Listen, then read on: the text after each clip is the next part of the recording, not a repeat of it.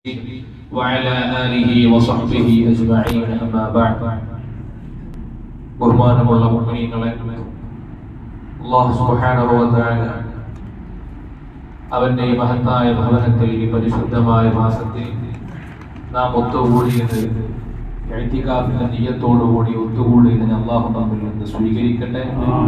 ഇതുപോലെ ഫിർദൗസുൽ അഅലയിൽ ഒരുമിച്ച് കൂടാൻ നമുക്കും നമ്മുടെ അഹ്ലുകാർക്കും അല്ലാഹു തൗഫീഖ് നൽകി അനുഗ്രഹിക്കട്ടെ. ആമീൻ യാ റബ്ബൽ ആലമീൻ. ബഹുമാനമുള്ള മുഅ്മിനീങ്ങളെ, പരിശുദ്ധമായ റമദാനിന്റെ ആത്മാവ്, അതിന്റെ പൊരുൾ എന്ന് പറയുന്നത് തഖ്വയാണ്. നമ്മൾ കഴിഞ്ഞ ആഴ്ചകളിൽ അത് സൂചിപ്പിച്ചിരുന്നു. മഹാനായ ഉമർ ഇബ്നു അബ്ദുൽ അസീസ് റളിയല്ലാഹു അൻഹു പഠിപ്പിക്കുന്നുണ്ട് എന്താണ് തഖ്വ. രണ്ട് കാര്യങ്ങൾ കൂടുമ്പോഴാണ് തഖ്വയുണ്ടാവുക. ഒന്ന്, അല്ലാഹു നമുക്ക് നിർബന്ധമായും അനുഷ്ഠിക്കണമെന്ന് നമ്മളോട് പറഞ്ഞ കാര്യങ്ങൾ നമ്മൾ ചെയ്യുക.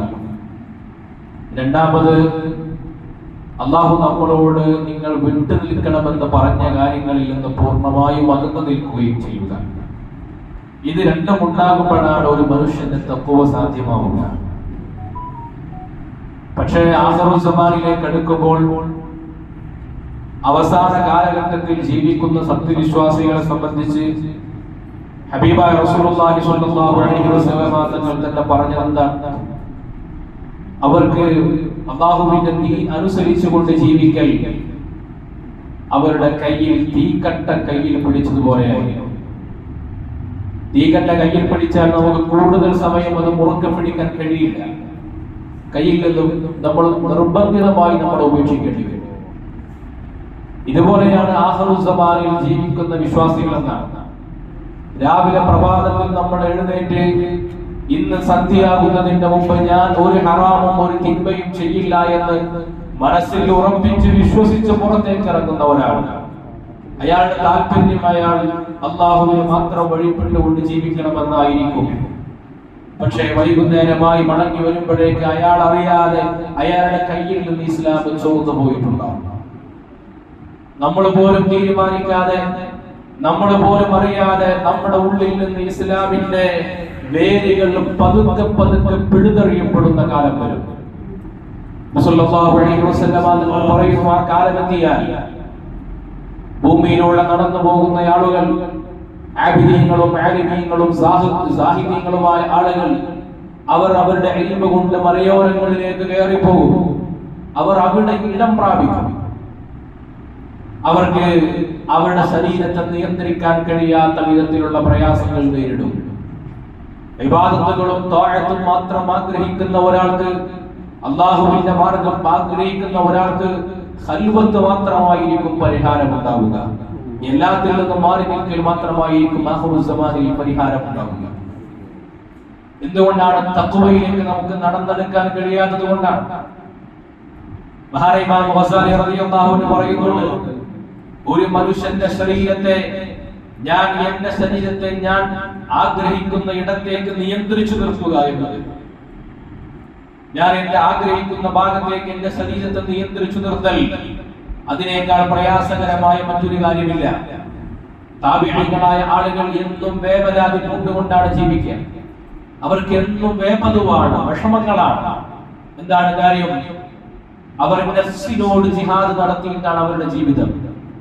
ഹബീബായ റസൂലുള്ളാഹി സ്വല്ലല്ലാഹു അലൈഹി വസല്ലം തങ്ങളുടെ ചരിത്രം വായിക്കുമ്പോൾ നമുക്ക് നിമിത്തങ്ങൾ തമാശ പറഞ്ഞ് പൊട്ടിച്ചിരിക്കുന്നത് നമുക്ക് കാണാൻ കഴിയുന്നില്ല. റസൂലുള്ളാഹി സ്വല്ലല്ലാഹു അലൈഹി വസല്ലം തങ്ങളോട് ഒരു ദിവസം ഒരു സ്വഹാബി വന്നുകൊണ്ട് ചോദിക്കുന്നുണ്ട്, യാ റസൂലല്ലാഹ്, നിങ്ങൾ എന്താണൊന്ന് ചിരിക്കാത്തത്? നിങ്ങൾ എന്താണൊന്ന് തമാശ പറയാത്തത്? അല്ലാഹുവിന്റെ ഹബീബ സഹോദരനോട് ചോദിക്കുന്നു, ഞാൻ എന്റെ കണ്ണിന്റെ മുമ്പിൽ സിറാത്ത് പാലം കാണുകയാണ്, എന്റെ കണ്ണിന്റെ മുമ്പിൽ നരകവും സ്വർഗവും കാണുകയാണ്. പിന്നെ എങ്ങനെയാണ് എനിക്ക് ചിരിക്കാൻ കഴിയുക? എന്റെ മുമ്പിൽ ഞാൻ കാണുന്ന വിവരങ്ങൾ.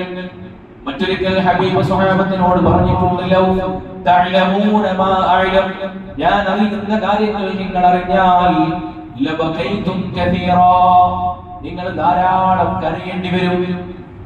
ഞാൻ അറിയുന്ന കാര്യങ്ങൾ നിങ്ങൾ അറിഞ്ഞാൽ ഈ ലോകമല്ല ലോകം, ഇത് ക്ഷണികമായ ഒരു സമയമാണ്, ഒരു സെക്കൻഡ് കൊണ്ട് തീർന്നു പോകുന്ന പോലെ. ഈ പ്രപഞ്ചത്തിന്റെ പ്രവിശാലമായ ഗാലക്സിയുടെ പുറത്തു നിന്ന് നമ്മൾ ഇതിനെക്കുറിച്ച് ആലോചിച്ചാൽ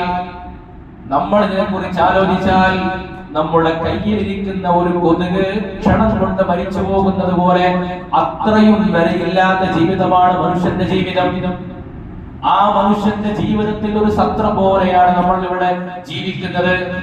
അതിൽ നിന്ന് റബ്ബിലേക്ക് മടങ്ങിപ്പോകാൻ, അല്ലാഹുവിലേക്ക് മടങ്ങിപ്പോകാനുള്ള ഒരു ദിവസം വരാനുണ്ട് എന്ന ബോധമാണ് മുഅ്മിനിനെ നയിക്കേണ്ടത്. മഹാനായ അലി ഇബ്നു അബീ ത്വാലിബ് റളിയല്ലാഹു അൻഹു ഒരു ദിവസം മഹാനവർകൾ ഒരു മഖ്ബറയിലൂടെ നടന്നു പോവുകയാണ് മദീനയിൽ. ആ മഖ്ബറയുടെ പരിസരത്തെത്തിയപ്പോൾ പറഞ്ഞു, യാ അഹ്ലൽ ഖുബൂർ, ഖബറാളികളെ, നിങ്ങൾക്ക് അല്ലാഹുവിന്റെ സലാം ഉണ്ടാവട്ടെ. ആ ഖബറിൽ കിടക്കുന്ന ആളുകളെ വിളിച്ചു ചൂണ്ടിയിട്ട് പറഞ്ഞു, അവരെ വിളിച്ചുകൊണ്ട് പറഞ്ഞു, നിങ്ങൾക്ക് അല്ലാഹുവിന്റെ സലാം ഉണ്ടാവട്ടെ. അമ്മ സൗജാതു ഫഖദ് നുകിഹത്, നിങ്ങൾ നിങ്ങളുടേതാണെന്ന് കരുതി ഓമനിച്ചു വെച്ചിരുന്ന നിങ്ങളുടെ ഭാര്യമാര് അവർ മറ്റുള്ളവർ കല്യാണം കഴിച്ചു പോയിട്ടുണ്ട്. നിങ്ങൾ നിങ്ങളുടേതാണെന്ന് കരുതി മനോഹരമായി അധ്വാനിച്ചുണ്ടാക്കിയ ഭവനങ്ങളൊക്കെ നിങ്ങൾക്ക് ശേഷം അവിടെ താമസക്കാർ പുതിയത് വന്നിട്ടുണ്ട്. നിങ്ങൾ എന്തിനാണോ ഈ ഭൂമിയിൽ ജീവിച്ചത്? രാപകലുകൾ നിങ്ങൾ അധ്വാനിച്ചത് എന്തിനാണ്? നിങ്ങൾ സമ്പത്തുണ്ടാക്കാൻ വേണ്ടിയല്ലേ? നിങ്ങൾ ഉണ്ടാക്കി വെച്ച കൂമ്പാര കണക്കെയുള്ള ധനങ്ങളൊക്കെയും നിങ്ങൾ മരിച്ചുപോയതിന്റെ പിറ്റേന്ന് അവിടെ ഓഹരി വെക്കപ്പെട്ട് കഴിഞ്ഞിട്ടുണ്ട്. ഖബറിൽ കിടക്കുന്ന നിങ്ങളോട് ഞങ്ങൾക്ക് പറയാനുള്ള വിവരം ഇതാണ്. ഇനി നിങ്ങളുടെ അവിടുത്തെ വിവരം ഒന്ന് ഞങ്ങൾക്ക് പറഞ്ഞു തരുമോ? അലി റളിയല്ലാഹു അൻഹു ചോദിക്കുകയാണ്. കൂടെയുള്ള സ്വഹാബികൾ പോലും അമ്പരന്നു, എല്ലാവരും വിതുമ്പുകയാണ്. എന്നിട്ട് മഹാനായ അലി റളിയല്ലാഹു അൻഹു കൂടെയുള്ള സ്വഹാബികളിലേക്ക് തിരിഞ്ഞുകൊണ്ട് പറയുന്നു, അമാ ഇന്നഹും ലൗ തകല്ലമൂ, നിങ്ങൾ ആ ഖബറിലുള്ള ആളുകളെങ്ങാനും പുറത്തേക്ക് വന്നിട്ട് നമ്മളോടൊരു കാര്യം പറഞ്ഞാൽ, അവർ അനുഭവിച്ച വേദനകളെ കുറിച്ച്, ഖബറിൽ അവർക്കുണ്ടായ സ്വീകരണങ്ങളെ കുറിച്ച് നമ്മളോട് അവർ വർത്തമാനം പറഞ്ഞിരുന്നുവെങ്കിൽ, നമ്മളും പോകേണ്ട സ്ഥലമാണ്, എല്ലാവരും എത്തേണ്ട സ്ഥലമാണ്, അതിനെ കുറിച്ച് നമ്മളോട് അവർ ഒരു വർത്തമാനം പറഞ്ഞാൽ, വജദനാ ഖൈറസ്സാദി തഖ്വാ,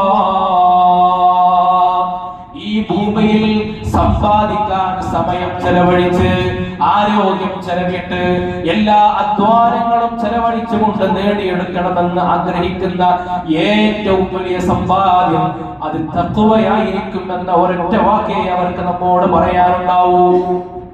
അലി റളിയല്ലാഹു അൻഹു സ്വഹാബത്തിനെ പറഞ്ഞു കൊടുക്കുകയാണ്. ഇന്നത്തെ ഖുത്ബയിൽ ഓതി കേൾപ്പിച്ചതും അതാണ്. ഫഇന്ന ഖൈറസ്സാദി തഖ്വാ, നമ്മൾ യാത്ര പോകേണ്ടവരാണ്. വിശുദ്ധ ഖുർആൻ പറയുകയാണ്, നിങ്ങൾ കൊണ്ടുപോകേണ്ട സാദ് എന്ന വാക്കിന്റെ അർത്ഥം എന്താണ്? ഒരാൾ യാത്രക്ക് പോകുമ്പോൾ കയ്യിൽ വെക്കുന്ന ലഗേജിനാണ് സാദ് എന്ന് പറയാ. വിശുദ്ധ ഖുർആൻ പറയുന്നത് നിങ്ങൾ ഒരു കൂട്ടി വെക്കേണ്ട സമ്പത്തിനെ കുറിച്ചല്ല. ഫഇന്ന ഖൈറസ്സാദ്, നിങ്ങൾ കരുതി വെക്കേണ്ട വിഭവങ്ങളെ കുറിച്ചാണ്. അത് ലഗേജാണ്. യാത്രക്കാരൻ കരുതി വെക്കുന്ന ഭാണ്ഡം പോലെ ആ ഭാണ്ഡത്തിൽ വെച്ച് നിങ്ങൾക്ക് നാളെ ആവശ്യമുള്ള ഭാണ്ഡം എന്താണെന്ന് അറിയുമോ? തഖ്വ കൊണ്ട് മാത്രമാണ് ഉപകാരം ഉണ്ടാവുക, മറ്റെല്ലാം അവശേഷിക്കും. എല്ലാ സൗകര്യങ്ങളും തീർന്നു പോകും, എല്ലാ സവിശേഷതകളും അസ്തമിച്ചു പോകും. അത് മാത്രമാണ് നമ്മുടെ കയ്യിൽ ഉണ്ടാവുക. പക്ഷേ ഭൂമിയിൽ ജീവിക്കുന്ന മനുഷ്യരാണെങ്കിലോ അവർ ഇതിനെ കുറിച്ചൊരു ഓർമ്മയും ഉണ്ടാകില്ല. എന്തുകൊണ്ടാണ് നമ്മൾ എന്തൊരു കാര്യത്തിന് വേണ്ടിയാണോ ഭൂമിയിലേക്ക് പറഞ്ഞയച്ചത് എങ്കിൽ അതിനെ കുറിച്ചുള്ള ഓർമ്മ മക്കൾക്കുണ്ടാകില്ല. ഇതുപോലെ നമ്മുടെ കുട്ടികളെ നമ്മൾ അങ്ങാടിയിലേക്ക് പറഞ്ഞേക്കും. സാധനം വാങ്ങാനാണ് നമ്മൾ പറഞ്ഞേക്കുക. അവർ അങ്ങാടിയിൽ പോയിട്ട് അവിടെ വല്ല കളിയും കണ്ടാൽ, ഗ്രൗണ്ടിൽ ആളുകൾ തമ്മിൽ കളിക്കുന്നത് കണ്ടാൽ എല്ലാ കുട്ടികളും അങ്ങോട്ട് ചെല്ലും. അവരെ പറഞ്ഞയച്ചതിനാണെന്ന് ഓർമ്മയുണ്ടാകില്ല. അവരുടെ മോഹം കളിയാണ്, അവരുടെ താല്പര്യം അതാണ്, ശരീരത്തിന്റെ ഇംഗിതങ്ങൾ അതാണ്. ഇതുപോലെയാണ് ഭൂമിയിലേക്ക് നിയോഗിക്കപ്പെടുന്ന മനുഷ്യൻ. അവരെ ചുമതലകൾ ഏൽപ്പിച്ചുകൊണ്ട് റബ്ബ് ഇവിടെ പറഞ്ഞയച്ചു. അവൻ അല്ലാഹു ദാനമായി ഭിക്ഷയായി കൊടുത്തു. ഇതുപോലെ യാത്ര പോകുന്നവന്റെ കയ്യിൽ വീട്ടുകാര് ഭക്ഷണം പൊതി കൊടുക്കുന്ന പോലെ, വിദേശത്തേക്ക് യാത്ര പോകുന്ന, ദൂരദിക്കിലേക്ക് സഞ്ചാരം നടത്തുന്ന ഒരാളുടെ കയ്യിൽ കഴിക്കാനുള്ള ഭക്ഷണം കൊടുക്കുന്ന പോലെ, നോമ്പിന് യാത്ര പോകുമ്പോൾ നോമ്പ് തുറക്കാനുള്ള കാരക്ക കയ്യിൽ കൊടുക്കുന്ന പോലെ, അതുപോലെ കരുതി ഉപയോഗിക്കാനാണ് നമ്മുടെ കയ്യിൽ ആരോഗ്യം നൽകിയത്. അതിനുവേണ്ടിയാണ് നമ്മുടെ കയ്യിൽ ആയുസ് നൽകിയത്. അതിനുവേണ്ടിയാണ് നമുക്ക് ധനം നൽകിയത്. അതിനുവേണ്ടിയാണ് നമുക്ക് മക്കളെ നൽകിയത്. എല്ലാം അല്ലാഹു നമുക്ക് നൽകിയത് അവൻ പറയുന്ന നേരത്ത് പറയുന്ന പോലെ വിനിയോഗിക്കാനാണ്. പക്ഷേ എന്തു ചെയ്യാം? വൽ അസ്ർ, കാലം തന്നെയാണ് സത്യം, മനുഷ്യന്റെ ആയുസ് തന്നെയാണ് സത്യം. ഇന്നൽ ഇൻസാന ലഫീ ഖുസ്റ, മനുഷ്യന്റെ ആയുസ്സാണ് സത്യം. ഇന്നൽ ഇൻസാന ലഫീ ഖുസ്റ, എല്ലാ മനുഷ്യരും നഷ്ടത്തിലാണ്, എല്ലാവരും പരാജയത്തിലാണ്. എന്താണ് ഇതിന്റെ അർത്ഥം? എന്താണ്? അല്ലാഹു ഭൂമിയിൽ നിയോഗിക്കപ്പെടുന്ന മനുഷ്യർക്ക് നൽകിയ ഏറ്റവും വലിയ ക്യാപിറ്റൽ, ഏറ്റവും വലിയ മൂലധനം എന്താണ്? അതവന്റെ ആയുസ്സാണ്. ഇതുപോലെ ഒരാൾ രാവിലെ മീൻ കൊട്ട എടുത്തിട്ട് അങ്ങാടിയിൽ പോയി കച്ചവടം ചെയ്യാൻ വരികയാണ്. 1000 രൂപക്ക് അയാൾ മീൻ വാങ്ങി. 1000 രൂപക്ക് അയാൾ വാങ്ങിയിട്ട് അങ്ങാടിയിൽ കൊണ്ടുപോയിട്ട് കച്ചവടം നടത്തി. 990 രൂപ കിട്ടിയാലും അയാളുടെ കച്ചവടം നഷ്ടമാണ്. കയ്യിൽ 990 ബാക്കി ഉണ്ടാകും എങ്കിലും നഷ്ടമാണ്. എന്തുകൊണ്ട്? അയാൾക്ക് മൂലധനത്തിനേക്കാളൊന്നും കൂടുതൽ കിട്ടിയിട്ടില്ല.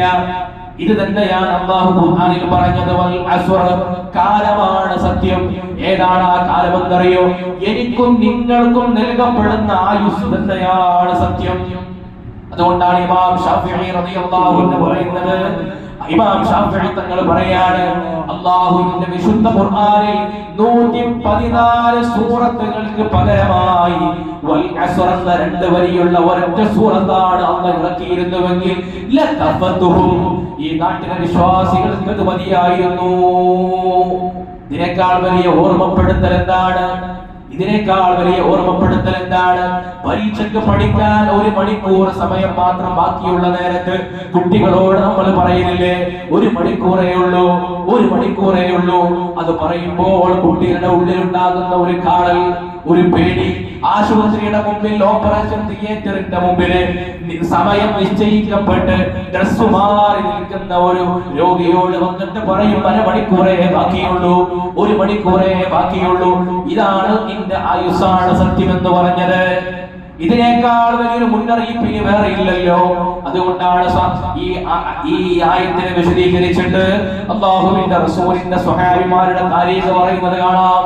സ്വഹാബിമാർ പറയുകയാണ്, ഞങ്ങൾ പരസ്പരം കണ്ടുമുട്ടിയാൽ ലം യഫ്തരിഖാ, ഞങ്ങൾ കണ്ടുമുട്ടിയിട്ട് 2 പേരും തമ്മിൽ വേർപിരിയുമ്പോ, 2 സ്വഹാബികളായ 2 കൂട്ടുകാർ പരസ്പരം കണ്ടുമുട്ടിയിട്ട് 2 പേർ തമ്മിൽ വേർപിരിയുന്ന നേരത്ത് ലം യഫ്തരിഖാ ഇല്ലാ ബഅദ ഖിറാഅത്തിൽ അസ്ർ, ഈ സൂറത്ത് ഓതാതെ ഞങ്ങൾ പിരിയാറില്ല. കണ്ടുമുട്ടിയാൽ നമുക്ക് പറയാനുള്ള കാര്യങ്ങൾ എന്താണ്? എന്റെ ജീവിതത്തിന്റെ സന്തോഷങ്ങളെ കുറിച്ചാണ്, എനിക്കുണ്ടായ നേട്ടങ്ങളെ കുറിച്ചാണ്, നമ്മൾ കണ്ടുമുട്ടിയതിന്റെ സുദിനങ്ങളെ കുറിച്ചാണ്. ഈ സന്തോഷങ്ങൾ പറഞ്ഞിട്ട് നമ്മൾ പോകുമ്പോ അറിയാതെ നമ്മൾ അല്ലാഹുവിനെ മറക്കാൻ സാധ്യതയുണ്ട്. അതുകൊണ്ട് സ്വഹാബികൾ പിരിഞ്ഞു പോകുന്ന നേരത്ത് ലം യഫ്തരിഖാ, അവർ വർത്തമാനം പറഞ്ഞ് പിരിയുന്ന നേരത്ത് അവർ ഓതും വൽ അസ്ർ ഇന്നൽ ഇൻസാന ലഫീ ഖുസ്ർ. ഇത് ഓതിയിട്ട് സ്വഹാബിമാർ പിരിഞ്ഞു പോകാറുണ്ടായിരുന്നു. ഇതൊരു മുന്നറിയിപ്പാണ്. ഇതിനേക്കാൾ വലിയ മുന്നറിയിപ്പ് എന്താണ്? മനുഷ്യൻ ഭൂമിയിലാവട്ടെ മരിക്കുമ്പോഴാവട്ടെ അല്ലാഹുവിന്റെ സന്നിധാനത്തിൽ എത്തിയ ശേഷമാകട്ടെ അവൻ ഒരൊറ്റ കാര്യത്തെ കുറിച്ച് ഓർത്തുകൊണ്ട് മാത്രമാണ് അവർക്ക് നഷ്ടബോധം ഉണ്ടാവുക. ഞാനും നിങ്ങളും മടങ്ങുന്ന ആളുകൾക്ക് ഒരൊറ്റ കാര്യത്തെ കുറിച്ചാണ് വിശുദ്ധ ഖുർആൻ പറയുന്നുണ്ട്. ഈ ഭൂമിയിൽ മനുഷ്യൻ നിരാശപ്പെടുന്ന നഷ്ടബോധത്തെ കുറിച്ച് ആലോചിക്കുന്ന ഒരേ ഒരു കാര്യം എന്താണ്? റബ്ബി ലൗലാ അഖർതനി ഇലാ അജ്ലിൻ ഖരീബ് മരിക്കുന്ന നേരത്തെ നമുക്ക് ചെയ്തു തീർക്കാൻ അനേകം ജോലികൾ ബാക്കിയുണ്ടാകും. നമ്മുടെ കുട്ടികളെ കെട്ടിക്കേണ്ട കാര്യം നമുക്ക് അവിടെ ബാക്കിയുണ്ടാകും. പൂർത്തിയാക്കാത്ത വീടിന്റെ ചിത്രം മുമ്പിലുണ്ടാകും. അതിനെ കുറിച്ചൊന്നും നമുക്കൊരു വേവലാതിയുമില്ല. അല്ലാഹുവിന്റെ ഖുർആൻ പറയുന്ന ഒരൊറ്റ കാര്യമേ അവൻ റബ്ബിനോട് ചോദിക്കും. ഒരൊറ്റ കാര്യം, റബ്ബി ലൗലാ അഖർതനി ഇലാ അജലിൻ ഖരീബ്, അല്ലാഹുവേ കുറച്ച് നേരത്തേക്ക് എനിക്ക് അല്പം ആയുസ് തരുമോ, അല്പം ആയുസ് തരുമോ? അതേ ചോദിക്കാറുണ്ടാവും. അപ്പൊ നമ്മൾ അല്ലാഹുവോട് പറയും, അങ്ങനെ റബ്ബേ നീ എനിക്ക് ആയുസ് തന്നാൽ ഞാൻ ദാനം കൊടുക്കാം, ഞാൻ നല്ല മനുഷ്യനായി ജീവിക്കാം. ആ നേരത്ത് പറയാൻ അല്ലാഹുവിനോട് ഒരൊറ്റ കാര്യമേ നമുക്കുണ്ടാവൂ, അല്പം ആയുസ് തരുമോ? ഇത് മാത്രമാണ് ബാക്കി. ഇനി ജീവിതം കഴിഞ്ഞ് മരണപ്പെടുന്ന നേരത്തെ പടച്ചറപ്പ് ഒരു സെക്കൻഡ് സമയം പോലും കൂട്ടി നൽകാതെയാണ്. അള്ളാഹുവിന്റെ അജരെത്തിയാൽ, അള്ളാഹുവിന്റെ അവധി എത്തിയാൽ പിന്നെ അങ്ങോട്ട് ഒരു സെക്കൻഡ് സമയം പോലും ഉണ്ടാകില്ല. ആ സമയം കഴിഞ്ഞ നാളെ അള്ളാഹുവിന്റെ മഹ്ശറിൽ എത്തിക്കഴിഞ്ഞാൽ എല്ലാവരും ഒരുമിച്ച് കൂടുന്ന നേരത്ത് ഇവിടെ ഉണ്ടാകുന്ന ഒരൊറ്റ നിരാശയും നഷ്ടബോധവും നമുക്ക് നമ്മുടെ സമയത്തെ കുറിച്ച് ഓർത്തുകൊണ്ടായിരിക്കും. അല്ലാഹുവിന്റെ തിരുദൂതർ പറയുകയാണ്, എല്ലാ മനുഷ്യരും അവിടെ പോയി ഖേദിക്കും, എല്ലാ മനുഷ്യരും അവിടെ പോയി ഖേദിക്കും. എന്തിനെ കുറിച്ച് ഓർത്തുകൊണ്ടാണെന്നോ, അല്ലാഹുവിനെ കുറിച്ച് ഓർക്കാതെ നഷ്ടപ്പെട്ടു പോയ സമയത്തെ കുറിച്ച് എല്ലാവരും ഖേദിക്കുമെന്ന് ഹബീബുനാ റസൂലുള്ളാഹ്. അവിടുന്നാണ് ഖേദിക്കുക. അവിടെ നല്ലവനും ഖേദിക്കും, മോശമുള്ളവനും ഖേദിക്കും, മുഅ്മിനിന് പോലും ഖേദമുണ്ടാകും. 4 വഖത്ത് ജമാഅത്തിൽ പങ്കെടുത്ത ഒരാൾക്ക് അയാൾക്ക് 5ാമത്തെ ഒരു വഖത്തിന്റെ ജമാഅത്തേ പോയിട്ടുള്ളൂ. പക്ഷെ അവിടെ പോയിട്ട് 7 കിട്ടുമ്പോഴാണ് ആലോചിക്കുക, ആ ഒരു ജമാഅത്ത് കൂടുതൽ ഉണ്ടായിരുന്നെങ്കിലെന്ന്. അവിടെ വെച്ച് ഖേദിക്കുമെന്ന് ഹബീബുനാ റസൂലുള്ളാഹി സ്വല്ലല്ലാഹു അലൈഹി വസല്ലം. അതിൽ തീരുമാനമാകാതെ, ആയുസിന്റെ കാര്യത്തിൽ, സമയത്തിന്റെ കാര്യത്തിൽ തീരുമാനമാകാതെ ഒരു കാല് മുന്നോട്ട് വെക്കാൻ കഴിയില്ല. അല്ലാഹുവിന്റെ ഹബീബ് പറയുന്നുണ്ട്, ലാ തസൂറു ഖദമാ അബ്ദിൻ, അല്ലാഹുവിന്റെ അടിമയുടെ ഒരു കാല് മുന്നോട്ട് വെക്കാൻ അല്ലാഹു സമ്മതിക്കൂല.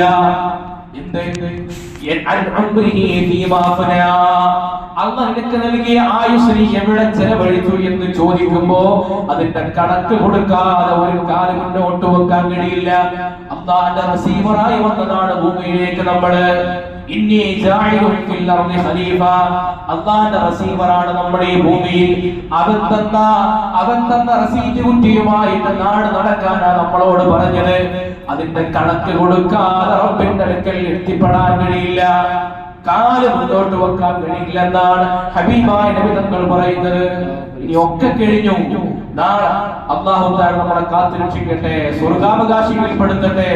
അഥവാ നരകത്തിൽ വീണ കാഫിറുകളായ ആളുകൾ അവരും അവിടെ അല്ലാഹുവോട് ചോദിക്കുന്ന ഒരൊറ്റ ചോദ്യമാണ്, റബ്ബേ ഒന്ന് ഭൂമിയിലേക്ക് ഞങ്ങളെ ഒന്ന് പറഞ്ഞേക്കുമോ, ഒന്ന് ഭൂമിയിലേക്ക് പറഞ്ഞേക്കോ. ഇതൊന്നും ഞങ്ങൾക്കറിയില്ലായിരുന്നു, ഇങ്ങനെ ഗതികേടുണ്ടാകുമെന്ന ധാരണ ഞങ്ങൾക്കില്ലായിരുന്നു. അപ്പൊ അല്ലാഹു ചോദിക്കുന്ന ഒരു ചോദ്യം സൂറത്തുൽ ഫാത്തിറിലൂടെ പറയുന്നുണ്ട്, അവലം നുഅമ്മിറുകും മാ യതദക്കറു ഫീഹി മൻ തദക്കറ വജാഅകുമുൻ നദീർ. അവലം നുഅമ്മിറുകും, ഞാൻ നിങ്ങൾക്ക് ആയുസ് നൽകിയില്ലേ, വയസ്സു നൽകിയില്ലേ, ആയുസ് നിങ്ങൾക്ക് നൽകിയില്ലേ. ബുദ്ധിയുള്ള ആളുകൾക്ക് ആലോചിക്കാൻ, സമയമുള്ള ആളുകൾക്ക് ആലോചിക്കാൻ അത് മതിയായിരുന്നില്ലേ? അതിന് പുറമെ നിങ്ങൾക്ക് മുന്നറിയിപ്പ് നൽകുന്ന ഒരു ദൂതനും വന്നില്ലേ? നിങ്ങൾ ആയുസ് ഇങ്ങനെ ചെലവഴിക്കണമെന്ന് പറയാൻ, നിങ്ങൾ ഈ ഭൂമിയിൽ എങ്ങനെ ജീവിക്കണമെന്ന് പറയാൻ, എങ്ങനെ ജീവിക്കരുതെന്ന് പറയാൻ നിങ്ങൾക്ക് ഒരു മുന്നറിയിപ്പ് കാലം വന്നില്ലേ? എന്നിട്ടും നിങ്ങൾ അത് വകവെച്ചില്ലല്ലോ. അതുകൊണ്ട്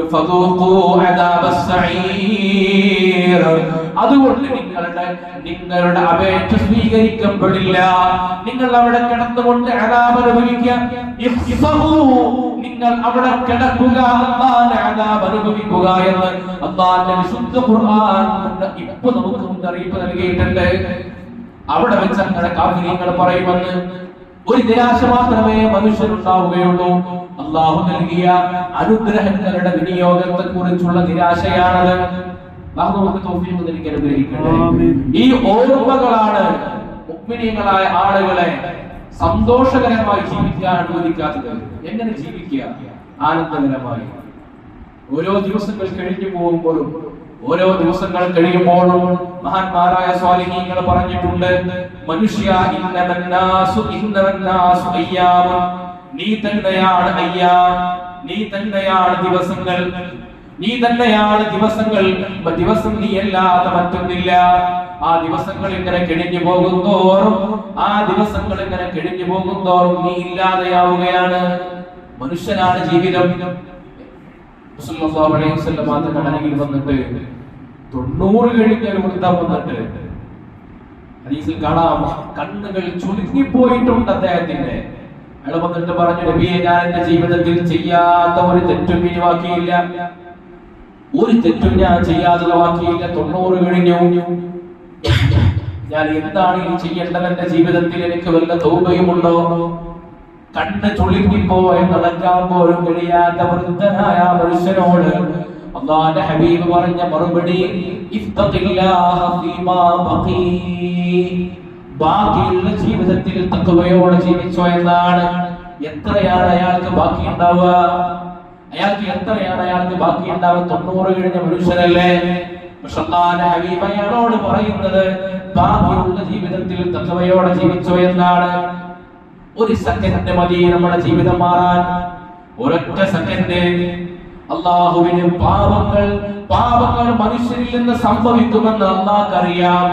അല്ലാഹ് അങ്ങനെയാണ് നമ്മളെ പറഞ്ഞയച്ചിട്ടുള്ളത്. കാലലക്കും അദുവ്വൻ മുബീൻ, നിങ്ങൾക്ക് ഇബ്ലീസ് ഒരു കഠിന ശത്രുവാണെന്ന് പറഞ്ഞിട്ടാണ് അല്ലാഹ് പറഞ്ഞയച്ചിട്ടുള്ളത്. നിങ്ങളുടെ ശരീരം നഫ്സുൽ അമ്മാറയാണ്, നിങ്ങളോട് തെറ്റുകൾ കൽപ്പിക്കുന്ന ശരീരമാണെന്ന് അറിഞ്ഞുകൊണ്ട് തന്നെയാണ് അല്ലാഹു നമ്മെ പറഞ്ഞയച്ചിട്ടുള്ളത്. തെറ്റുകൾ വരുമെന്നറിയാം, പക്ഷേ തെറ്റ് വന്നിട്ട് പോലും ആ തെറ്റുകളെ കുറിച്ച് പാശ്ചാത്തപിക്കാനുള്ള മനസ്സില്ലാത്തവരാണ് അല്ലാഹുവിന്റെ അടുക്കൽ കൊടിയ വഞ്ചനക്കാർ. അല്ലാഹു നമ്മളെ കാത്തുരക്ഷിക്കട്ടെ. ഈ ആലോചനകളാണ് സ്വഹാബത്തിനെ നയിച്ചിരുന്നത്. അവരുടെ വേദനകളിലായിരുന്നു. മഹാനായ സയ്യിദുനാ ഉസ്മാൻ ഇബ്നു അഫ്ഫാൻ റളിയല്ലാഹു അൻഹു മഹാനവർകൾ ഒരു ദിവസം സ്വഹാബത്തിന്റെ കൂടെ ഇങ്ങനെ നടന്നു പോകുന്ന സമയത്താണ് മഖബറയുടെ പരിസരത്തെത്തി. ആ മഖബറയുടെ പരിസരത്തെത്തിയപ്പോ ഉസ്മാൻ ഇബ്നു അഫ്ഫാൻ റളിയല്ലാഹു അൻഹു അവിടെ വെച്ച് പൊട്ടി കരയുകയാണ്. മഖബറ കണ്ടപാടെ കരഞ്ഞു. ഞാൻ പോകേണ്ട സ്ഥലമാണല്ലോ എന്ന് നിനക്ക് അവിടെ എത്തിയിട്ട് പൊട്ടി കരഞ്ഞു. മഹാനായ ഉസ്മാൻ ഇബ്നു അഫ്ഫാൻ റളിയല്ലാഹു അൻഹുവിനോട് കൂടെയുള്ളവർ ചോദിച്ചു, നിങ്ങൾ ഞങ്ങൾക്ക് സ്വർഗ്ഗത്തിന്റെ കഥകൾ പറഞ്ഞു തന്നിട്ടുണ്ട്, നിങ്ങൾ കരഞ്ഞിട്ടില്ല. നിങ്ങൾ ഞങ്ങൾക്ക് നരകത്തിന്റെ വേദനകൾ പറഞ്ഞു നൽകിയിട്ടുണ്ട്, പക്ഷെ കരഞ്ഞിട്ടില്ല. പക്ഷെ എന്തുകൊണ്ടാണ് ഖബറിന്റെ അവിടെ എത്തിയപ്പോൾ മാത്രം കരയുന്നത്? അപ്പോൾ ഉസ്മാൻ ഇബ്നു അഫ്ഫാൻ തങ്ങൾ പറയുന്ന മറുപടി എന്താണ്? لأن القبر هو أول منازل الآخرة. നാളെ ആഖിറത്തിലേക്ക് കടന്നു പോകുന്നതിന്റെ ഒന്നാമത്തെ കവാടം ഖബറാണ്. ആദ്യ ഭവനം ഖബറാണ്. وإن خفف عن العبد فكان بعده أهون. ആ ഖബറാകുന്ന ആദ്യ ഭവനത്തിൽ നമ്മുടെ കാര്യങ്ങൾ എളുപ്പമായാൽ ശേഷമുള്ളത് മുഴുവനും എളുപ്പമാണ്. പക്ഷേ ഖബറിലെ കാര്യങ്ങൾ എളുപ്പമല്ലെങ്കിൽ ശേഷമുള്ള കാര്യത്തിൽ ഒരു ഗ്യാരണ്ടിയും പറയാൻ കഴിയില്ല. ഒരു മുഅ്മിനായ മനുഷ്യന്റെ ഏറ്റവും വലിയ പേടി അല്ലാഹുവിന്റെ കണ്ടുമുട്ടാൻ പോകുന്ന നേരത്ത് ആദ്യത്തെ മനസ്സിലാകുന്ന ആദ്യത്തെ ഭവനമാകുന്ന ഖബർ, അവിടെ ശാന്തമായ ജീവിതം ഉണ്ടാകലാണ്. അതുകൊണ്ടാണ് നമ്മൾ ഒരാൾ മരണപ്പെട്ടാൽ അയാളുടെ ആദ്യത്തെ ഖബറിലെ ദിവസങ്ങൾ 40 ദിവസം അയാൾക്ക് അവരുടെ റഹ്മത്തുകൾ അവതരിക്കട്ടെ എന്ന് ആഗ്രഹിച്ചുകൊണ്ട് നമ്മൾ അവരുടെ ഖബറിന്റെ പരിസരത്ത് പോയി അവർക്ക് വേണ്ടി ദുആ ചെയ്യുന്നു, അവർക്ക് വേണ്ടി ഹദിയകൾ നൽകുന്നു. ആരുമില്ലാത്ത വീട്ടിലേക്ക് ആദ്യമായിട്ട് ചെല്ലുക. അവിടെ കാത്തിരിക്കാൻ സന്തോഷകരമായ ഒരു വർത്തമാനങ്ങളുമില്ല. അങ്ങനത്തെ സ്ഥലത്തേക്ക് കയറി ചെല്ലുമ്പോൾ അവർക്ക് നമ്മളെ കൊണ്ടുള്ള സംരക്ഷണങ്ങൾ കൊടുക്കുകയാണ് നമ്മൾ ഒരാൾ മരണപ്പെട്ടാൽ നമ്മൾ ചെയ്യാറുള്ളത്. അത് എളുപ്പമായാൽ ബാക്കിയുള്ള കാര്യങ്ങൾ എളുപ്പമാകുമെന്ന് ഉസ്മാൻ ഇബ്നു അഫ്ഫാൻ റളിയല്ലാഹു അൻഹു. നമ്മൾ ആലോചിക്കണം, ആരാണ് ഉസ്മാൻ ഇബ്നു അഫ്ഫാൻ റളിയല്ലാഹു അൻഹു? സ്വർഗ്ഗം, നിങ്ങൾക്ക് സ്വർഗ്ഗമുണ്ട് എന്ന് വാക്ക് നൽകപ്പെട്ടവരാണ്. മഹാനായ ഉമർ ഇബ്നു ഖത്താബ് റളിയല്ലാഹു അൻഹു എപ്പോഴും പറയും, ഹസിബൂ ഖബല അൻ തുഹാസബൂ, നിങ്ങളെ വിചാരണ ചെയ്യപ്പെടുന്ന സമയത്തിന് മുമ്പ് നിങ്ങൾ വിചാരണ ചെയ്യൂ. വത്തഖൂ യൗമൻ തുർജഊന ഫീഹി ഇലല്ലാഹ്, വിശുദ്ധ ഖുർആനിൽ അവസാനം ഇറങ്ങിയ ആയത്തുകളുടെ കൂട്ടത്തിൽ പെട്ടതാണ് വത്തഖൂ യൗമൻ തുർജഊന ഫീഹി ഇലല്ലാഹ്. അവസാനം പറയുന്നത് അതാണ്, നാളെ റബ്ബിലേക്ക് നിങ്ങൾക്ക് മടങ്ങി പോകേണ്ടി വരുമെന്ന ഒരു ദിവസമുണ്ട്. അതിനെ കുറിച്ചുള്ള ഓർമ്മ നിങ്ങൾക്കുണ്ടാകണേ. അത് ഓർമ്മപ്പെടുത്തിയിട്ടാണ് ഖുർആൻ അവസാനമായി അവതരണങ്ങൾ പൂർത്തിയാവുന്നത്.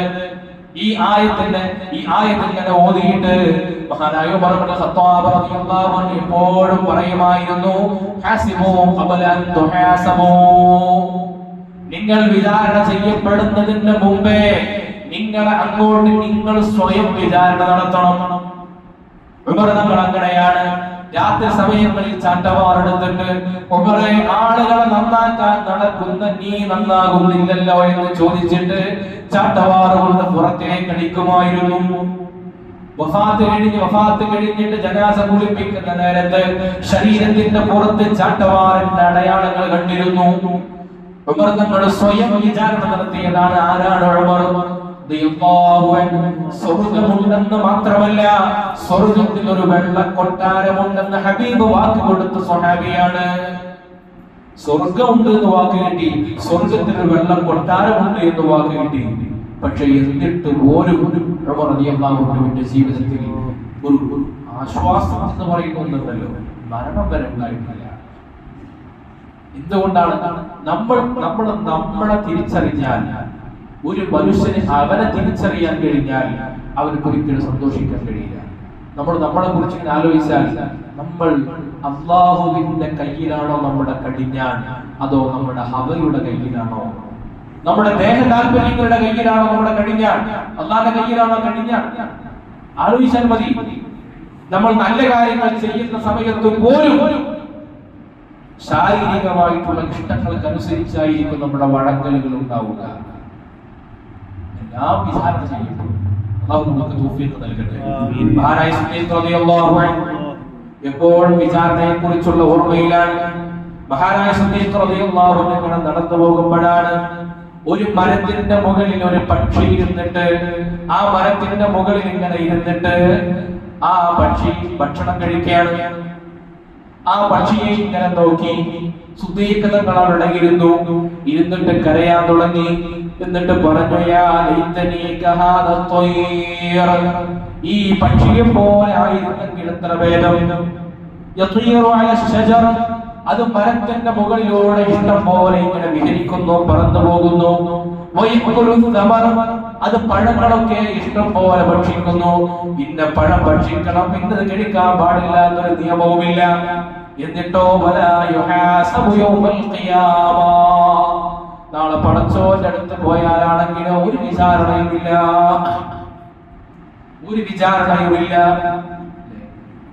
വിചാരണയുമില്ലാത്ത ജീവിതമല്ലേ ആ പക്ഷിയുടെ പോലെ ആയിരുന്നെങ്കിലെന്ന് മഹാനായ സിദ്ദീഖ് റളിയല്ലാഹു അൻഹു ആഗ്രഹിക്കുകയാണ്.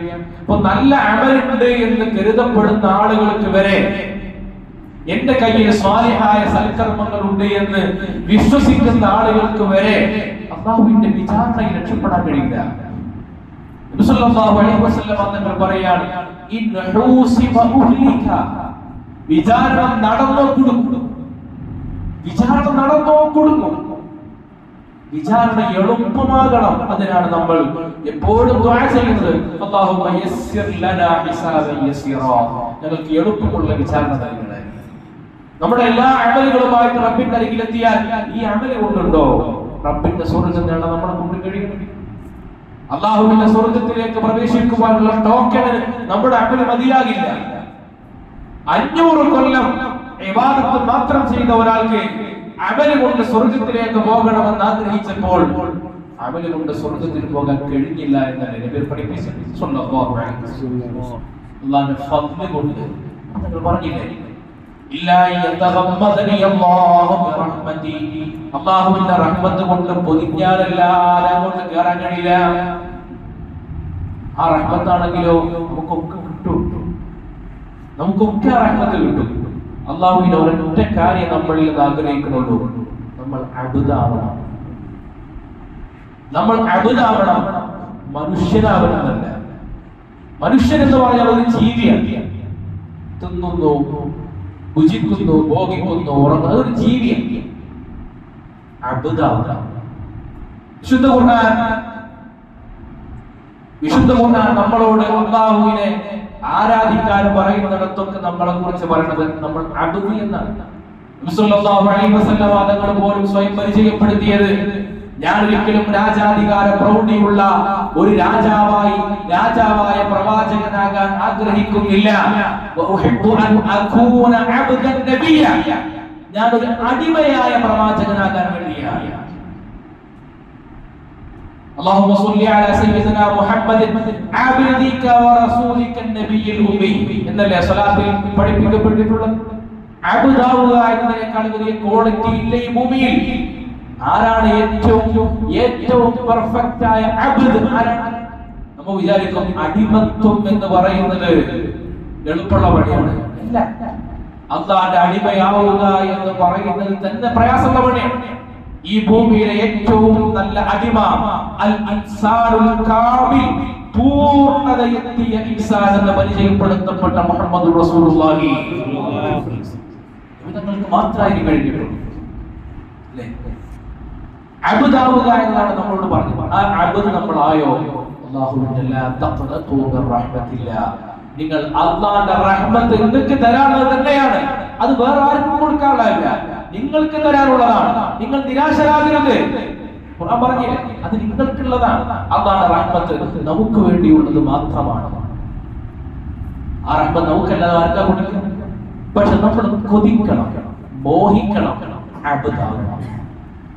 ഭൂമിയിൽ അബ്ദായി നടക്കുന്ന സന്ദർഭത്തിൽ ഞാൻ അടിമയാണെങ്കിൽ എനിക്കങ്ങനെ വേറെ ഒരാളുടെ കയർക്കാൻ കഴിയും? അടിമല്ലേ ഞാൻ. മനുഷ്യൻ എന്ന് പറയുന്ന അധികാര മനോഭാവം ഉണ്ടാകുമ്പോഴാണ് ആളുകളുമായി കലഹിക്കുന്നത്, ശണ്ട കൂടുന്നത്, പ്രശ്നങ്ങൾ ഉണ്ടാക്കുന്നത്, മറ്റുള്ളവരെ വഞ്ചിക്കുന്നത്. ഞാൻ അബ്ദാണെങ്കിൽ എനിക്കൊരാളോട് കലഹിക്കാൻ കഴിയില്ല, ശണ്ട കൂടാൻ കഴിയില്ല, ഒരാൾക്ക് പാര വെക്കാൻ കഴിയില്ല, മറ്റൊരാളെ സഹായിക്കാനേ കഴിയൂ. കാരണം അബ്ദിന് ഒറ്റ നിയ്യത്ത് ഉണ്ടാവുള്ളൂ, യജമാനന്റെ അടുക്കൽ ക്ലീൻ ഷീറ്റ് ഉണ്ടാവണം. നബി സല്ലല്ലാഹു അലൈഹി വസല്ലം തങ്ങൾ ഈ ഉബൂദിയത്തിനെ ഉൾക്കൊണ്ടവരാണ്. പാതിരാ സമയത്ത് റസൂലുള്ളാഹി സ്വല്ലല്ലാഹു അലൈഹി വസല്ലം തങ്ങൾ മഹദിയായ ആയിഷ ബിബി റളിയല്ലാഹു അൻഹ പറയാം, ഒരു ദിവസം എന്നോട് വന്നിട്ട് പറഞ്ഞു, ഞാൻ ഇന്ന് രാത്രി ഒന്ന് ഇബാദത്ത് ചെയ്യട്ടെ, ഭാര്യയോട് സമ്മതം വാങ്ങിയിട്ട് ഇബാദത്തിന് പോവാൻ. ആയിഷ ബിബി റളിയല്ലാഹു അൻഹ റസൂൽ നിസ്കരിക്കാനൊന്നും, ആ നിസ്കാരത്തിൽ 2 റക്അത്താണ് സുബ്ഹി വരെ നിസ്കരിക്കുന്നത്. 2 റക്അത്ത്. ആയിഷ ബിബി റളിയല്ലാഹു അൻഹ പറയാണ്, ഞാൻ നിസ്കാര സമയത്ത് ഒരു മുർജലിന്റെ സൗണ്ട് പോലെ ഞാൻ തേങ്ങല് കേൾക്കുന്നുണ്ട്. ഒരു വെള്ളം അടുപ്പത്ത് തിളപ്പിക്കാൻ വെച്ചാൽ തിളപ്പിക്കുന്ന വെള്ളം തിളങ്ങി മറിയുന്ന നേരത്തെ ഒരു ഇളക്ക ശബ്ദമുണ്ടാകും. അതുപോലെ ഒരു ശബ്ദം ഞാൻ കേൾക്കുന്നുണ്ട്. അത് അല്ലാഹുവിന്റെ ഹബീബ് കരഞ്ഞുകൊണ്ട് ദുആ ചെയ്ത് കരഞ്ഞുകൊണ്ട് ഖുർആൻ ഓതിയിട്ട് നിസ്കരിക്കുകയാണ്. റസൂലുള്ളാഹി അലൈഹി വസല്ലം തങ്ങൾ അങ്ങനെ ഓതി നിസ്കരിച്ചു. ഒരു റക്അത്ത് കഴിഞ്ഞപ്പോഴേക്ക് മണിക്കൂറുകളായി. രണ്ടാമത്തെ റക്അത്ത് കഴിഞ്ഞപ്പോഴേക്ക് സുബ്ഹിന്റെ സമയമായി. കരഞ്ഞ് കലങ്ങിയ കണ്ണ് വീങ്ങിയിട്ടുണ്ട്. അങ്ങനെയാണ് പള്ളിയിലേക്ക് കടന്നു ചെല്ലുന്നത്. ബിലാൽ മുഅദ്ദിൻ റളിയല്ലാഹു അൻഹു റസൂലുള്ളാഹിനെ കണ്ടപാടെ ചോദിച്ചു, മാ യുബീക യാ റസൂലല്ലാഹ്, എന്ത് കണ്ടിട്ടാണ് കരയുന്നത്? ആരാ നിങ്ങളെ കരയിപ്പിച്ചത്? അപ്പൊ പറഞ്ഞു, ബിലാലെ, ഇന്നലെ ജിബ്രീൽ എന്റെ അരികിലേക്ക് വന്നു, എനിക്കൊരു ആയത്ത് 2 ആയത്തുകൾ ഓതി നൽകി. ആ 2 ആയത്തുകൾ ഓതിയിട്ട് പറഞ്ഞു, ഈ ആയത്ത് ഓതുകയും അല്ലാഹുവിനെ കുറിച്ച് ആലോചിക്കുകയും ചെയ്യാത്ത ആളുകൾക്ക് വലിയ നാശമുണ്ടാകട്ടെ എന്ന് ജിബ്രീൽ എന്നോട് പറഞ്ഞിട്ടുണ്ട്. ഏതാണ് ആയത്തുകൾ? സൂറത്ത് ആലി ഇംറാനിലെ അവസാന പേജുകളിലുള്ള ആയത്താണ്.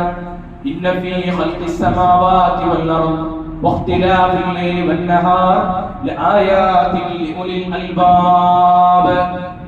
രാപകലുകൾ ഇങ്ങനെ മാറി മാറി വരുന്നതിന്, ആകാശഭൂമികളുടെ സൃഷ്ടിപ്പുകൾ രാപകലുകൾ ഇങ്ങനെ മാറി മാറി വരുന്നതിൽ ലആയാതിൻ ലിഉലിൽ അൽബാബ്, ബുദ്ധിയുള്ള ആളുകൾക്ക് ദൃഷ്ടാന്തമുണ്ട്. الذين يذكرون الله قياما وقعودا وعلى جنوبهم. ഇരുത്തത്തിലും നടത്തത്തിലും കിടത്തത്തിലും ഒക്കെ അല്ലാഹുവിനെ ഓർക്കുന്ന ആളുകൾ അവർ ഓർത്തുകൊണ്ട് പറയും റബ്ബനാ മാ ഖലഖത ഹദാ ബാതിലാ. അല്ലാഹുവേ, ഇതൊന്നും നീ വെറുതെ പടച്ചതല്ല റബ്ബേ. ആകാശത്തിന്റെ പരന്നു കിടക്കുന്ന ആകാശത്തിന്റെ അത്ഭുതങ്ങളിലേക്ക് നമ്മൾ അതിന്റെ പരിശോധന നടത്തിയിട്ട് അത്ഭുതങ്ങളെ കണ്ടെത്തുമ്പോ, ഭൂമിയുടെ ആഴിയിലേക്ക് നമ്മൾ പൊടിച്ചു നോക്കിയിട്ട് അത്ഭുതങ്ങളെ കണ്ടെത്തുമ്പോ, കടലിന്റെ അടിത്തട്ടിലേക്ക് ഉപകരണങ്ങളിലൂടെ സഞ്ചരിച്ചു പോയി പവിഴങ്ങൾ പെറുക്കിയെടുക്കുന്ന നേരത്ത് ഞാൻ മനുഷ്യനാണ്, ഞാൻ കണ്ടെത്തിയതാണ് എന്ന ഞാൻ എന്ന ഭാവമാണ് മനുഷ്യനുണ്ടാകുന്നതെങ്കിൽ അബ്ദിനുണ്ടാകേണ്ട ഭാവം എന്താണ്? റബ്ബനാ മാ ഖലഖത ഹാദാ ബാതിലാ. അല്ലാഹുവേ, നീ ഇതൊന്നും വെറുതെ പടച്ചതല്ലല്ലോ. ഇത് അബ്ദിനല്ലാതെ ഒരു ബോധം വരൂല. ഉവൈസുൽ ഖറനി റളിയല്ലാഹു അൻഹു ഈ ആയത്ത് ഓതിയപ്പോഴാണ് ബോധരഹിതനായി വീടിന്റെ മുകളിൽ നിന്ന് താഴോട്ട് പതിഞ്ഞത്. ഇത് ഹൃദയത്തിന്റെ വികാരമാകണം. ഉബൂദിയത്ത്. നമ്മൾ അബ്ദായോ, അല്ലാഹു നമുക്ക് നമ്മൾ പറഞ്ഞാൽ നിങ്ങൾ ഒരു മുഴം എന്റെ അടുത്തേക്ക് കടത്താൽ മതി, ഞാൻ നിങ്ങളിലേക്ക് ഇരട്ടിയെടുക്കുമെന്നാണ്. ഒരിക്കലും അത് പാടായി പോകില്ല. അല്ലാഹു സുബ്ഹാനഹു വ തആല നമുക്ക് തൗഫീഖ് നൽകട്ടെ. ആ റഹ്മത്തിനെയാണ് നമ്മൾ റമദാനിൽ ചോദിക്കുന്നത്. ആ റഹ്മത്തിനില്ലാതെ ഒരു പ്രതീക്ഷയും നമുക്കില്ല. രണ്ട് കാര്യങ്ങളാണ്. ഒന്ന്, അല്ലാഹുവിന്റെ അബ്ദാവുക, 24 മണിക്കൂറിന്റെ ഓരോ മൈക്രോ സെക്കൻഡിലും നമ്മൾ അബ്ദാവുക. രണ്ടാമതായി, റഹ്മത്തിനു വേണ്ടി കെഞ്ചുക. ആ റഹ്മത്ത് തടയപ്പെടില്ല. അല്ലാഹു നമുക്ക് തൗഫീഖ് നൽകട്ടെ. പരിശുദ്ധമായ റമദാനിന്റെ പൊരുളുകളെ ആവാഹിക്കാനുള്ള തൗഫീഖ് അല്ലാഹു നമുക്കെല്ലാം അനുഗ്രഹിക്കുമാറാകട്ടെ. ആമീൻ യാ റബ്ബൽ ആലമീൻ. الحمد لله رب العالمين. اللهم صل وسلم على رسولك سيدنا محمد وعلى آل سيدنا ومولانا محمد أرحم الراحمين يا ملك الجبار يا الله. ഞങ്ങൾ പറഞ്ഞതും ചൊല്ലിയതും നീ സ്വീകരിക്കണം റഹ്മാനേ. അതിന്റെ സവാബിനെ ഹബീബുനാ റസൂലുള്ളാഹി സ്വല്ലല്ലാഹു അലൈഹി വസല്ലം അവിടുത്തെ തിരുഹദറത്തിലേക്ക് എത്തിക്കണം അല്ലാഹുവേ. ഞങ്ങളിവിടെ പങ്കുവെച്ച ഈ ചരിത്രങ്ങൾ, ഈ ദിക്റുകൾ റബ്ബേ ഞങ്ങളുടെ ഖൽബിലേക്ക് ഈമാനായി നീ പതിപ്പിക്കണം അല്ലാഹ്. നിന്റെ ഖാലിസായ ഖാശിആയ അടിമയാകാനുള്ള തൗഫീഖ് ഞങ്ങൾക്ക് നൽകണം അല്ലാഹുവേ. ഒരു സെക്കൻഡ് സമയം പോലും അഹങ്കാരത്തിന്റെ അഹംഭാവത്തിന്റെ ശീലങ്ങൾ ഞങ്ങൾക്ക് നൽകല്ല അല്ലാഹുവേ. വിശുദ്ധ റമദാൻ കാരണമായി ഹൃദയത്തിന്റെ അസുഖങ്ങളെ തൊട്ട് ഞങ്ങളെ കാക്കണേ അല്ലാഹ്. നാവിന്റെ ദുശ്ശീലങ്ങളെ തൊട്ട് കാക്കണം റഹ്മാനേ. കിബ്ർ, ഹസദ്, ഉജ്ബ്, റിയാ തുടങ്ങിയ മാനാവ്യാധികളിൽ നിന്ന് ഞങ്ങളെ കാക്കണേ അല്ലാഹുവേ. ഞങ്ങളെ സ്വാലിഹീങ്ങളായ അടിമയാക്കി അനുഗ്രഹിക്കണേ അല്ലാഹ്. ശുദ്ധ ഖുർആൻ പറഞ്ഞ ഇബാദുസ് സ്വാലിഹീങ്ങളുടെ ഗുണങ്ങൾ ഞങ്ങൾക്ക് നൽകണേ അല്ലാഹ്. ഓരോ ഇബാദത്തുകളും അതിന്റെ തഖ്വയോടെ പരിപൂർണതയോടെ നിർവഹിക്കാൻ തൗഫീഖ് നൽകണേ അല്ലാഹ്. ജീവിതത്തിന്റെ ഒരു ഘട്ടത്തിലും ഞങ്ങളെ സ്വയം പര്യാപ്തരാണെന്ന് നീ തോന്നിപ്പിക്കില്ല റബ്ബേ. ഒരു ഘട്ടത്തിലും ഞങ്ങൾക്ക് ഞങ്ങൾ മതി എന്ന് ഞങ്ങളെ തോന്നിപ്പിക്കില്ല അല്ലാഹ്. ഞങ്ങൾക്ക് ഉബൂദിയ്യത്ത് നീ ഉറപ്പിക്കണേ അല്ലാഹ്. ഞങ്ങളുടെ ദുശ്ശീലങ്ങൾ കാരണം നിന്റെ റഹ്മത്ത് ഞങ്ങൾക്ക് തടയല്ല അല്ലാഹ്. വിശുദ്ധ റമദാന്റെ ബറക്കത്ത് കൊണ്ട് നിന്റെ റഹ്മത്ത് കൊണ്ട് ഞങ്ങളെ പൊതിയണം റബ്ബേ. നിന്റെ റഹ്മത്ത് നൽകി ഞങ്ങളെ ഞങ്ങളുടെ അഹ്ലുകാരെയും അനുഗ്രഹിക്കണേ അല്ലാഹ്. ആ റഹ്മത്തല്ലാതെ ആ ഫളല്ലാതെ ബറക്കത്തല്ലാതെ ഞങ്ങൾക്ക് ഒന്നും പ്രതീക്ഷയില്ല അല്ലാഹ്. ഞങ്ങളെ കാത്തുരക്ഷിക്കണേ അല്ലാഹ്. അല്ലാഹുവേ പരീക്ഷണങ്ങളെ തൊട്ട് ഞങ്ങളെ കാക്കണേ അല്ലാഹ്. സമ്പത്ത് കൊണ്ടുള്ള പരീക്ഷണങ്ങൾ, ആരോഗ്യം കൊണ്ടുള്ള പരീക്ഷണങ്ങൾ അല്ലാഹുവേ ഞങ്ങളെ കാക്കണേ അല്ലാഹ്. നീ നൽകിയ എല്ലാ വിഭവങ്ങളും നിന്റെ മാർഗത്തിൽ ചെലവഴിക്കാൻ ഞങ്ങൾക്ക് തൗഫീഖ് നൽകണേ അല്ലാഹ്. നീ ഞങ്ങൾക്ക് നൽകിയ ആരോഗ്യമാകട്ടെ, വിദ്യാഭ്യാസമാകട്ടെ, ബുദ്ധിയാകട്ടെ, സമ്പത്താകട്ടെ, സന്താനമാകട്ടെ, എല്ലാം നിനക്ക് വേണ്ടി ചെലവഴിക്കാനുള്ള തൗഫീഖ് നൽകണേ അല്ലാഹ്. ദുനിയാവിന്റെ മോഹങ്ങളെ തൊട്ട് ഞങ്ങളെ കാക്കണേ അല്ലാഹ്. ദുനിയാവ് ഞങ്ങളുടെ ഒന്നാമത്തെ മോഹമാക്കല്ല അല്ലാഹ്. ആഖിറം ഞങ്ങളുടെ പ്രഥമ ലക്ഷ്യമാക്കണം റഹ്മാനേ. അല്ലാഹുവേ ഇസ്സത്തോടെ ഈമാനോടെ തഖ്വയോടെ ജീവിക്കാനുള്ള തൗഫീഖ് നൽകണേ അല്ലാഹ്. ആഖിബത്ത് നന്നാക്കി നൽകണേ അല്ലാഹ്. കലിമ ചൊല്ലി ലോകത്തോട് വിട പറയാനുള്ള തൗഫീഖ് നൽകണേ അല്ലാഹ്. അല്ലാഹുവേ നീ നൽകിയ ഹിദായത്ത് ഊരിക്കളഞ്ഞു മരിക്കേണ്ട അവസ്ഥ വരുന്നില്ല അല്ലാഹ്. ഹിദായത്തിനായി ഞങ്ങളെ മരിപ്പിക്കണേ അല്ലാഹ്. സ്വാലിഹീങ്ങളെ ഗണത്തിൽ പെടുത്തണേ അല്ലാഹ്. അല്ലാഹുവേ മുസ്ലിം ഉമ്മത്തിന് ഇസ്സത്ത് പ്രദാനം ചെയ്യണം അല്ലാഹ്. അല്ലാഹുവേ നിന്നെ വിശ്വസിക്കുന്ന നിനക്ക് വേണ്ടി സുജൂദ് ചെയ്യുന്ന കോടിക്കണക്കിന് മുസ്ലിമീങ്ങളെ പ്രയാസപ്പെടുത്തുന്ന നിയമങ്ങൾ ഉണ്ടാക്കുന്നവർക്ക് നിന്റെ ഖുദ്റത്ത് നീ കാണിക്കണേ അല്ലാഹ്. നിന്റെ ഖഹരിയത്ത് നീ കാണിക്കണേ അല്ലാഹ്. നിന്റെ ഭൂമിയിൽ സൈസ്തറത്ത് കാണിക്കുന്നവരെ നീ പരാജയപ്പെടുത്തണേ അല്ലാഹ്. അല്ലാഹുവേ നിനക്ക് വഴിപ്പെടുന്ന സ്വാലിഹീങ്ങളായ ഇബാദുർ റഹ്മാനിനെ അവർക്ക് സംരക്ഷണം നൽകണേ അല്ലാഹ്. അത്തരം ഭരണാധികാരികളെ തൊട്ട് ഞങ്ങളെ കാത്തുരക്ഷിക്കണേ അല്ലാഹ്. ഞങ്ങളുടെ നാട്ടിൽ അന്ന് നൽകണം റഹ്മാനേ. റാഹത്തായ ഖൈറായ ജീവിതത്തിലുള്ള അന്ന് സുരക്ഷിതത്വം നൽകണം റഹ്മാനേ. ربنا عليك توكلنا وإليك أنبنا وإليك المصير. حسبنا الله ونعم الوكيل، نعم المولى ونعم النصير. وارحمنا بأنواع رحمتك يا أرحم الراحمين.